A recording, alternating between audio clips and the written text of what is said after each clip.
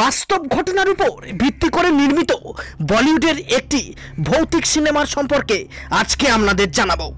महल 1949 সালে মুক্তিপ্রাপ্ত महल সিনেমাটি বলিউডের হরর সিনেমাগুলোর মধ্যে সর্বাপেক্ষা জনপ্রিয় সিনেমা। সিনেমাটির প্রধান দুটি চরিত্রে অভিনয় করেছেন অশোক কুমার এবং মধুবালা। এক ব্যক্তি একটি প্রাসাদে গিয়ে নিজের অতীত জীবনের মুখোমুখি হওয়ার ঘটনা দেখা গেছে সিনেমাটিতে। পরিস্থিতি মোড় নেয় যখন সে একজন নারীকে তার প্রেমিকা বলে দাবি করে, তার দর্শনও পায়।